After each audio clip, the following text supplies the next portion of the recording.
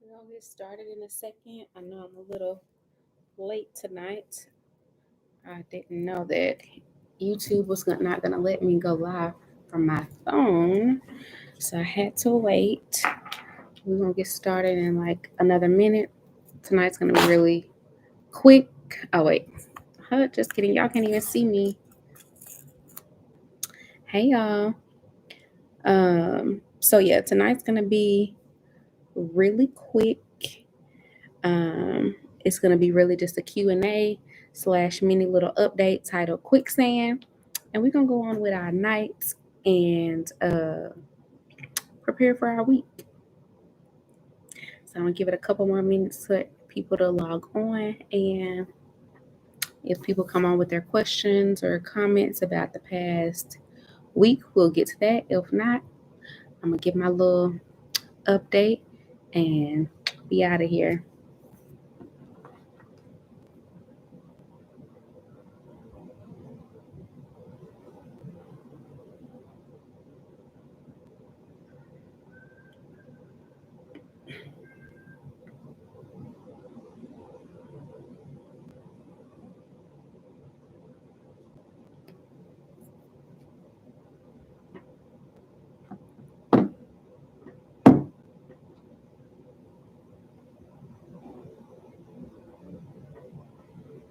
All right, I'm gonna give it one more minute, and after that, that's gonna be all she wrote.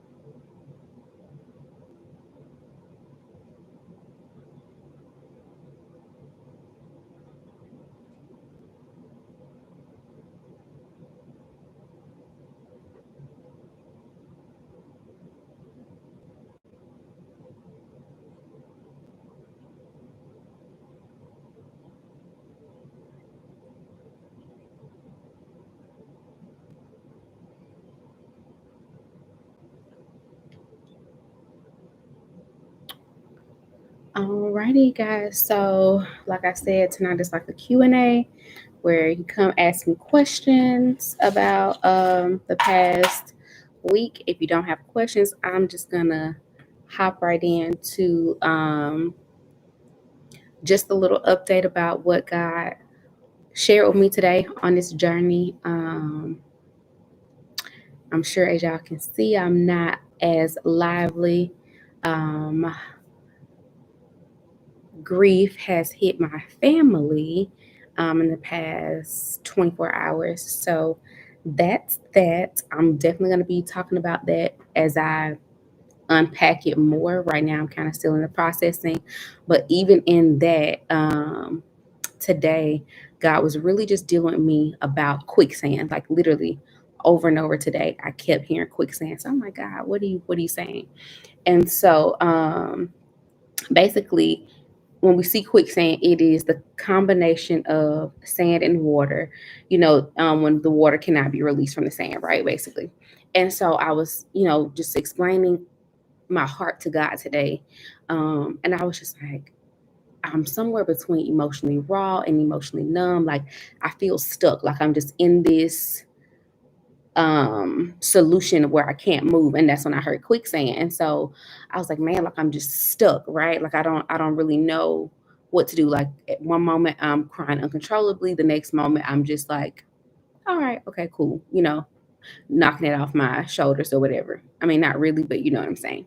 And so as I began to really just sit with God and again be completely honest, like this hurts no matter how much we saw the writing in the sand, all of that, all of those things, right? And so God just wanted me to look at the processes and that come along with quicksand.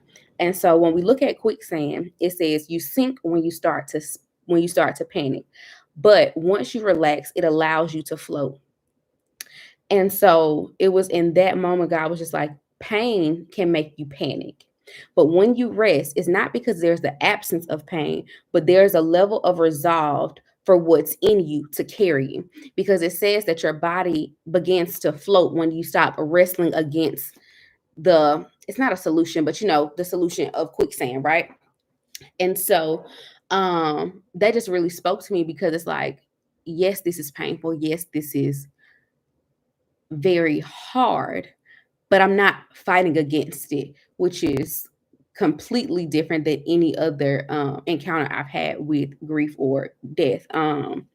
So it's really just a space of me to allow what's in me, which is God, to carry me through this. It's not because it doesn't hurt, it's because I choose um to lean into that. And it also says that the best practice to exit quicksand is to lean back into it. And so that's what led me to what I was just about to say, is that it's not that I'm not in pain. It's not that I'm not grieving. It's not that, this is not a space of a mourning. It means that I choose to lean back into what has the ability to suck me in if I wrestle against it, but also if I don't wrestle, can carry and pull me out of this space. And so I'm choosing to lean back into everything that's in me, which is God, the word, all of the things that I think is so interesting that God even lined up the first 8 days of this A Journey to Paris the way they did, about, obedience and sacrifices and just forgiveness and um I can't even remember all of the topics off the top of my head. But just all of those things that really set up this particular space and posture that I have, especially last night, about where are you where you're supposed to be. And it's like I'm literally talking and edifying people and myself about being where we're supposed to be for God. And it's like I have to trust that and I have to believe that. And to know that because I trust and I believe in that, yes, I get to grieve, but I don't have to grieve outside of God's way.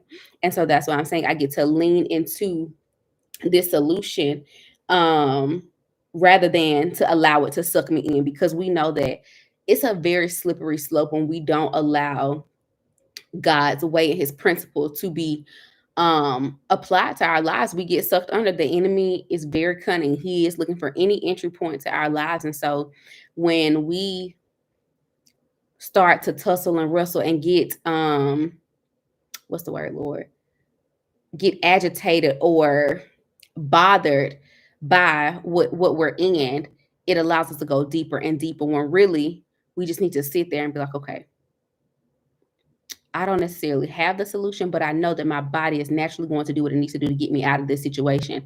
And that there's somebody on the other side that can help pull me out of this. And that's what we have to choose to lean into. And, it's so funny too that literally one of the biggest blessings and miracles that God promised me this year happened to me today. Again, within 24 hours, of the phone call that I got. And so God just told me, he was like, Paris, even in weeping, I'll still fulfill promises to you. Like, and that's not just limited to me, but as sons and daughters, we have to understand that even though we're weeping, even though we're grieving, it doesn't stop God from being who he is. It does not stop the promise from being fulfilled, especially when we lean into the process of allowing what's in us to come out of us and to guide us to where we're supposed to be. And so I literally drove away in a promise fulfilled while grieving a promise fulfilled. And it sounds crazy, but I literally that is what happened today. I drove away in a promise fulfilled while still grieving a promise fulfilled, which was and I'm just give you all these scriptures. It's John 11 verses 25 through 26, Psalms 90:10, the New King James Version, Ecclesiastes 12:7, Luke 23:43. And that was a promise fulfilled for a beautiful transition from this side to being with the Father again, to being in the spaces that we're supposed to be, to be in a paradise, to even be blessed to get to a place to see life after 70 years. Like that's what it tells us, I think, in Psalms 90:10. So for life to be achieved beyond that is even a blessing. So I choose to just lean into this process. And um yeah, this is a very raw space for me right now. This is really an act of obedience as well, because my humanity would have me to wrestle and to not do the things that I told God that I was going to do, that I committed myself to doing. But this would not be a journey if I were not honest, raw, and transparent, as I love to be and as I stated that I would be. And it's just so amazing. I think, again, that God showed through these 8 days prior to this that this is really Him moving through me, what He's dealing with me on a daily basis, because I never know what I'm going to talk about. And I had no idea that while declaring that I'm where I'm supposed to be for God, that my grandfather would begin to be where he's supposed to be in God. So yeah, that's really all I have. If you are in a space of grieving, of weeping, be encouraged. Know that God will still fulfill promises for you, even in your weeping. And that's why the Bible says that weeping may endure for a night, but joy comes in the morning. Literally, this by morning, I was driving away in a promise fulfilled that only God could have done, that only God could have granted favor for.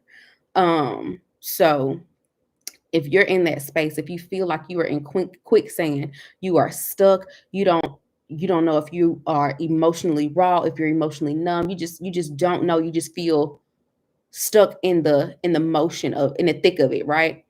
Be encouraged to know that if you lean into it and allow yourself to be pulled out of it by using what's in you, your body's natural buoyancy, to guide you out to where you're supposed to be, it would be so much more rewarding than wrestling against it, causing yourself more time, frustration, heartache, and delay, because you don't want to be sucked under.